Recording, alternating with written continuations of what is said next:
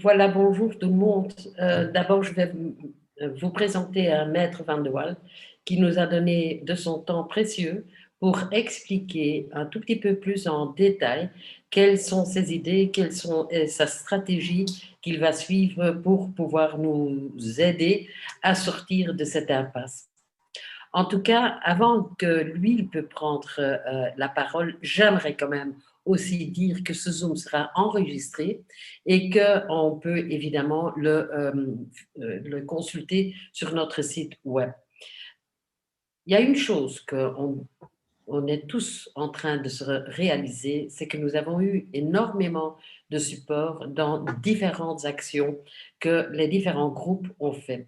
Et nous avons vraiment été euh, étonnés par tout ce support. Et donc, quand on revoit un tout petit peu ce qui s'est passé à partir du 22 juin, quand on a lu ce fabuleux article désastreuse qui est apparu dans la presse, nous, les Belges, ont dû tout de suite réagir.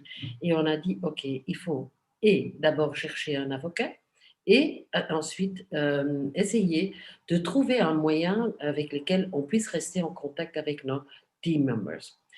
Il fallait trouver un avocat qui avait déjà de l'expérience dans ce genre de business et qui avait déjà eu des succès dans ce genre de business. Et c'est effectivement grâce à Stein Reimer et Philippe Cassiris que nous avons été introduits chez Maître Hans van der Waal. Et depuis lors, on travaille vraiment beaucoup ensemble, en étroite collaboration. Ensuite, il fallait aussi créer le site web, parce que c'était le seul moyen pour rester en contact avec nos membres qui sont éparpillés dans le monde entier. Et là, ce sont aussi de nouveau des Belges, évidemment, parce que on sait comment réagir, on sait comment on peut publier en temps de difficulté quand on est quand même dans un orage de justice, je vais dire, pour pouvoir donner les faits qui sont corrects, les faits que nous avons toujours reçus de Maître Van de Waal. Et là, je dois remercier quelques personnes. Theo van der Zande, qui est le host de notre website et qui est vraiment, qui a pris toute la responsabilité sans hésiter. Il a été aidé par Lars Arnold, qui est le seul Allemand dans notre groupe, parce que c'est lui qui a créé le site. On n'a pas tout de suite trouvé quelqu'un avec les mêmes qualités, et donc heureusement, parce qu'entre-temps, on travaille vraiment très bien ensemble. C'est lui aussi qui trouve toutes les solutions techniques quand il faut réagir immédiatement sur notre site.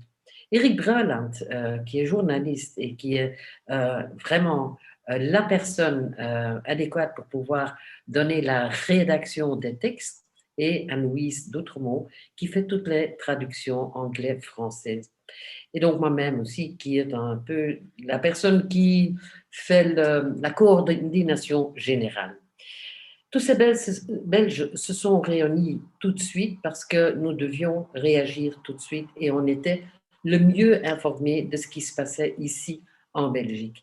Et donc voilà, maintenant, nous avons aussi des autres personnes que nous voulons remercier, des gens qui ont énormément travaillé, qui ont activé leur groupe, qui ont donné des Zooms, qui ont créé des workshops, etc. Et là, je remercie Inger Stevenson, qui a été la personne qui a lancé les premières pétitions auxquelles vous avez répondu en masse. Mais évidemment aussi Prashant Rao, un leader exceptionnel qui a vraiment activé tout l'Asie, que ce soit l'Inde, que ce soit Tony Bui au Vietnam, que ce soit le Bangladesh, que ce soit le Cambodge, Thaïlande, etc. Et ensemble, avec ses leaders, Harida, Sumi, Gita, Joseph, il a vraiment mis Vitae sur la map mondiale. Et en plus, il a aussi travaillé avec le leader de l'Afrique, Monsieur Bougnaba Abdoulaye, que nous ne pouvons pas oublier parce qu'il a vraiment bougé énormément en Afrique. Maintenant, je vais laisser la parole à Maître Van der Waal, mais en vous disant quand même que je vous remercie aussi au nom de Mandy Sicherman, Schragposen, Guy Meeuwis, Kobe Biquet et Ringo Deloof, parce que eux, ils ont vraiment eu besoin de notre soutien et encore et encore. Donc, déjà, un tout grand merci. Et maintenant, je laisse la parole aussi, sans oublier d'abord encore, oui, les leaders qui ont travaillé en Europe. D'abord, Dani, qui a vraiment travaillé en Suisse. Lucie, Karina, Tiffen, Denia en France, parce que vous êtes là aussi. Et Frauke, Christina, Susanna, qui sont là en Allemagne. Maintenant, je laisse la parole à Maître Van der Waal en vous remerciant pour votre présence ici aujourd'hui aussi. Merci Karine. Bonjour à tous. Tout d'abord, je dois m'excuser pour mon français. Je me débrouille, mais c'est pas du tout parfait. Alors, je vais vous expliquer quelque chose. Ma langue maternelle est néerlandais. Comme sont les procédures, ils sont aussi en néerlandais. Alors, pas de souci de la part de la procédure. Je vais vous expliquer quelque chose des actions que nous avons déjà prises et les actions que nous allons prendre dans les jours et les semaines à suivre, afin de vous expliquer un peu plus où nous sommes aujourd'hui. Parce que c'est assez difficile de tenir mes clients informés dans un dossier comme Vité, parce que je suis instruit par 18 000 personnes qui ont tous me demandé de prendre les actions que j'ai décrites dans la stratégie que j'ai partagée avec vous. Et c'est impossible de communiquer directement avec tous les clients, les 18 000 personnes, par mail ou par téléphone, c'est impossible. Alors, ce Zoom, comme le Zoom en anglais et comme le Zoom en néerlandais, est pour vous donner un peu plus d'informations afin de vous tenir informé de ce qui est en train d'être déroulé dans la justice.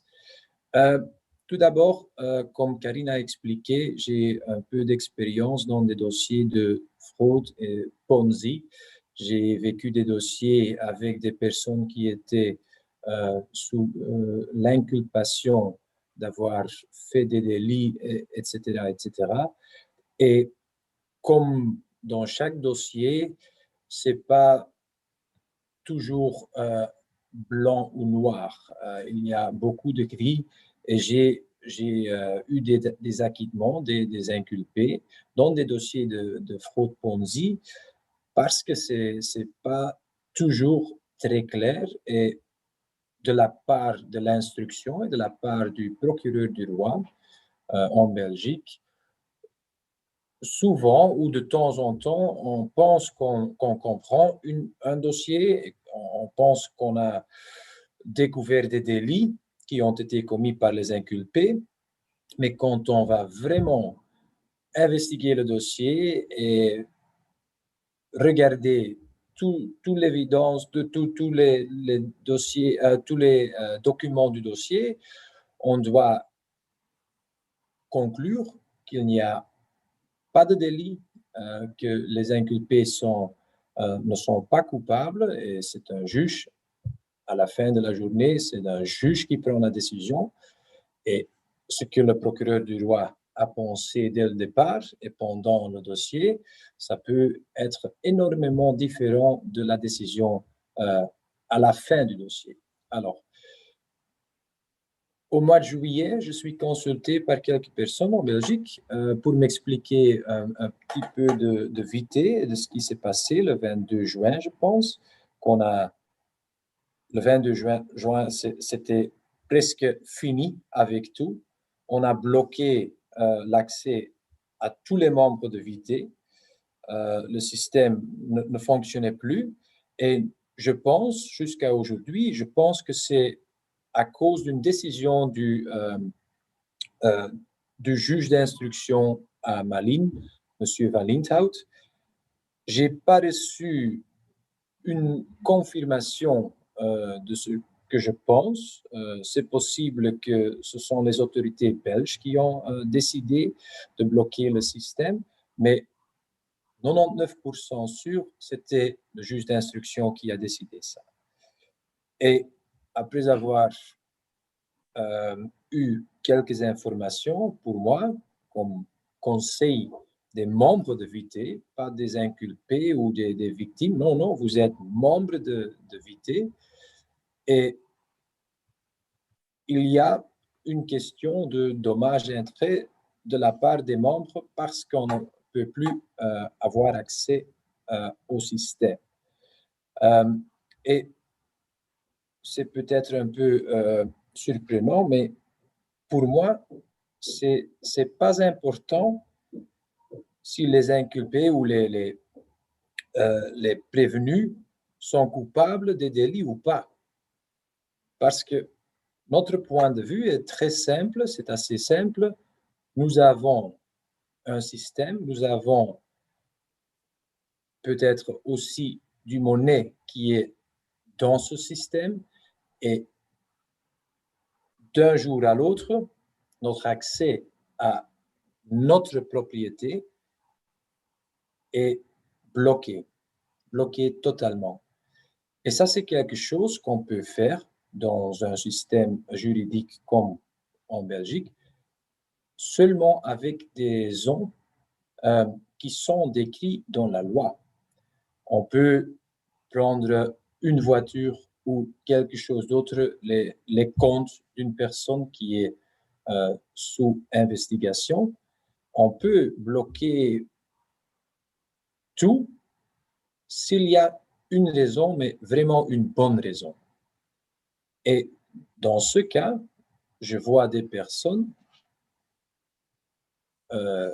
c'est 18 000 personnes qui m'ont trouvé et qui me disent « je suis bloqué du système », des personnes qui ne sont pas dans l'investigation, ils ont aucune capacité dans cette investigation par le juge d'instruction, pas comme inculpé ou prévenu, ou non, pas comme partie civile, juste des membres, ne que des membres de Vitae, et on se trouve dans une situation avec une décision de la part du juge d'instruction qui a des conséquences énormes. Et quand j'ai reçu ce dossier, j'ai évidemment regardé tout et ma conclusion est on ne peut pas accepter une telle décision. J'ai contacté le juge d'instruction 4 semaines passées et je n'ai reçu aucune réaction de la part du juge d'instruction. J'ai eu contact avec Maître Van Steenbrugge récemment, hier, et il m'a partagé quelques informations que je vais vous expliquer. Le juge était absent dans le mois d'août. Il est retourné en septembre et maintenant, il est en train de bouger.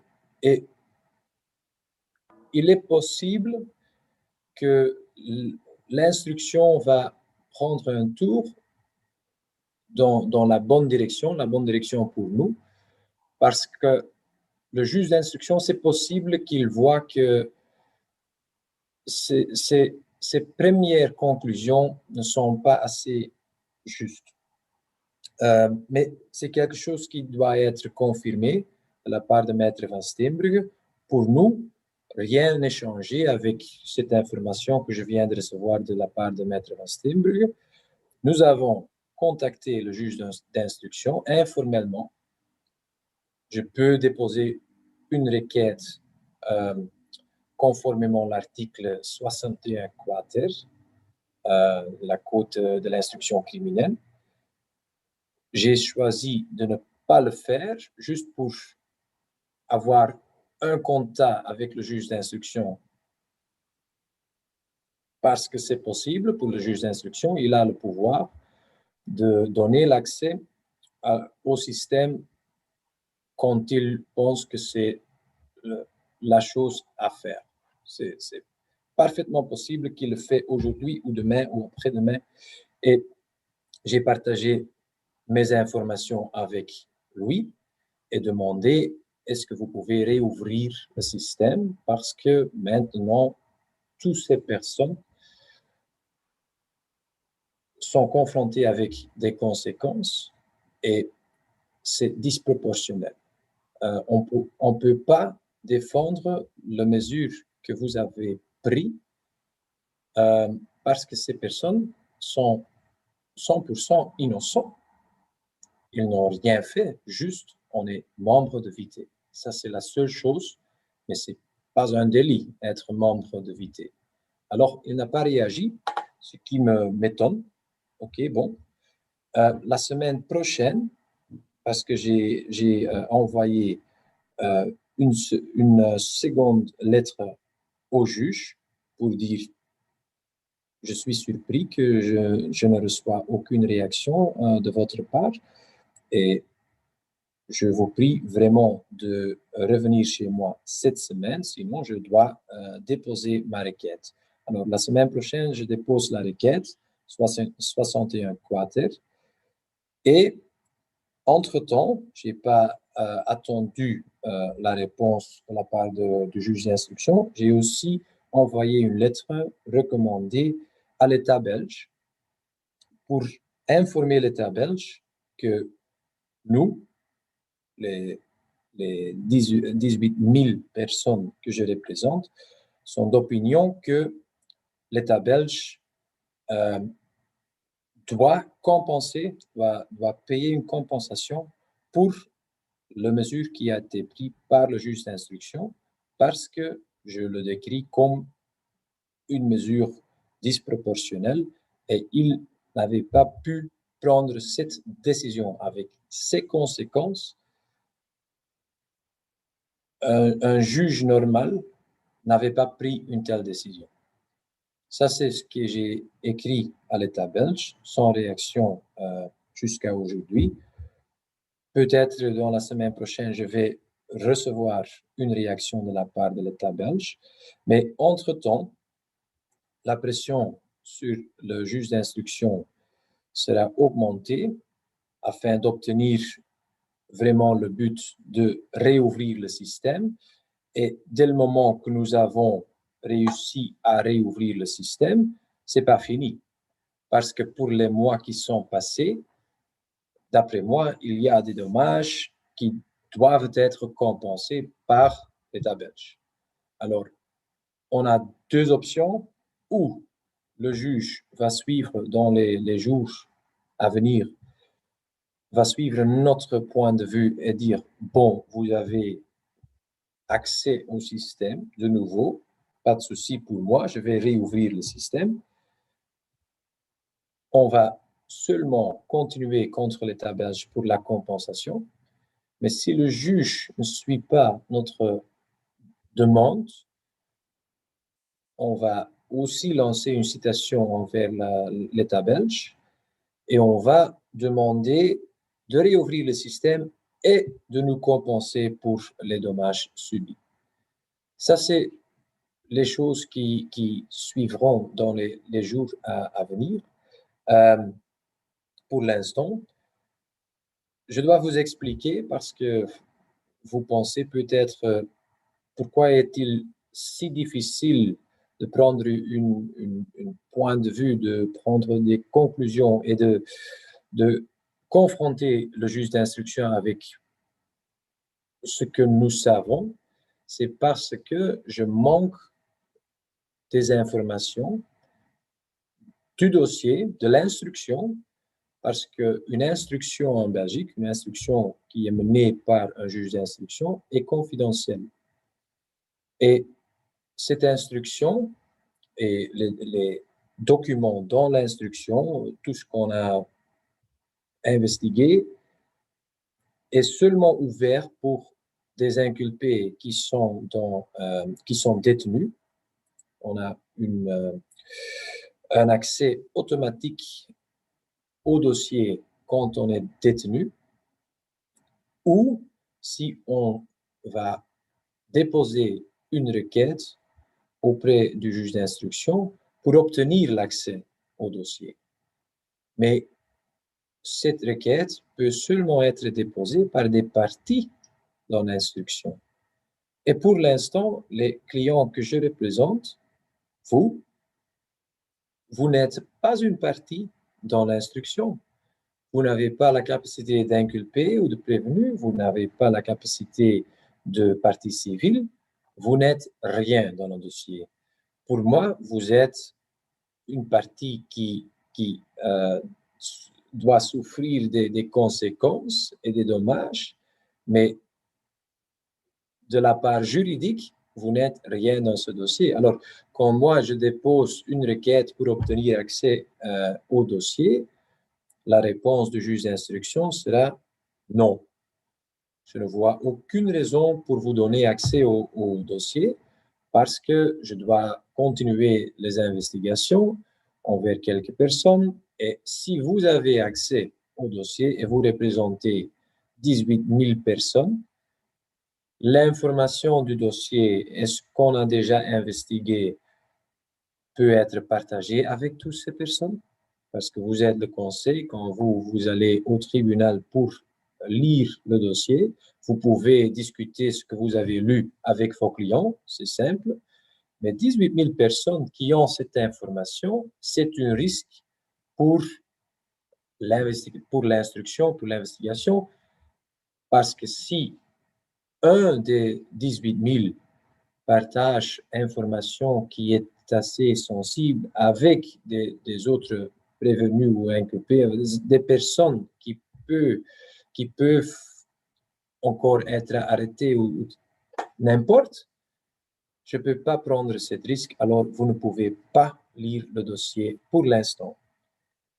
Et ça, c'est 100%. Et ça, c'est pourquoi, pour l'instant, je ne peux dire pas grand-chose en ce qui concerne l'instruction et ce qui est dans le dossier du juge d'instruction, mais la seule chose qui m'intéresse, c'est on a pris une décision avec des conséquences. Est-ce qu'on avait le droit de prendre cette décision? Oui. Mais est-ce qu'on a pris cette décision d'une manière proportionnelle ou avait-on peut-être des autres possibilités de protéger l'instruction et de continuer l'instruction contre quelques personnes sans avoir cette conséquence que c'est des milliers de personnes doivent souffrir des dommages. Et je suis convaincu que la décision du juge d'instruction n'est pas juste. Et ça, c'est pourquoi je suis ici et pourquoi je prends toutes ces actions.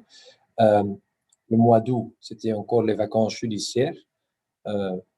Monsieur Valintaut était absent, n'importe, mais toutes les actions que nous allons démarrer, c'est mieux de le commencer en septembre parce qu'en mois d'août, les vacances judiciaires, comme en juillet, les tribunaux, ils travaillent, mais plus lentement. Alors, maintenant, c'est le temps d'agir. J'ai déjà envoyé mes lettres et la mise en demeure envers l'État belge. Et si nous n'obtenons pas ce qu'on demande,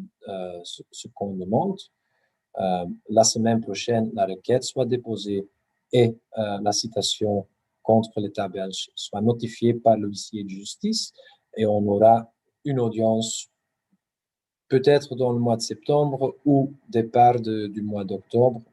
On aura une audience et à cette audience, je vais demander, on doit réouvrir le système. Sinon, toutes ces personnes, leur dommage va seulement augmenter exponentiellement et on doit prendre une décision maintenant. Il n'y a aucune raison pour maintenir la situation comme il est. Et ça, c'est ma demande envers le tribunal si jamais c'est nécessaire d'aller là. J'espère encore toujours que le juge d'instruction va suivre nos demandes et va dire, OK, bon, peut-être sous supervision, n'importe, on peut obtenir accès au système de nouveau. Ça sera super. Ça, c'est un de nos buts. Mais on verra bien dans les jours, dans cette semaine ou au départ de la semaine prochaine. Comme j'ai compris de la part de Maître Van Steenbrugge, l'instruction est en train de bouger. Et après mon contact avec Maître Van Steenbrugge, je suis assez positif que peut-être on va obtenir ce que nous voulons assez vite. Mais aucune garantie, évidemment. Mais j'espère d'avoir donné des informations sur les actions qu'on a prises et qu'on va prendre la semaine prochaine. S'il y a des questions de votre part, comme j'ai expliqué, c'est impossible d'avoir un contact direct avec toutes ces personnes, c'est impossible, mais on peut envoyer des questions via le site web qui a été organisé par les organisateurs de cette action juridique qui m'ont consulté en juillet. Et on va me donner toutes ces questions et je vais les répondre évidemment. Une autre chose qui est importante, chaque action qui soit prise dans les jours prochains, je vais rapporter de ces actions via le site web, évidemment. Alors, c'est peut-être utile que vous regardez ce site quelques fois par semaine parce que maintenant, on va démarrer et les actions vont suivre assez vite. Et j'espère avoir beaucoup d'informations encore ce mois, avant le fin du mois de septembre, qu'on va avoir un résultat.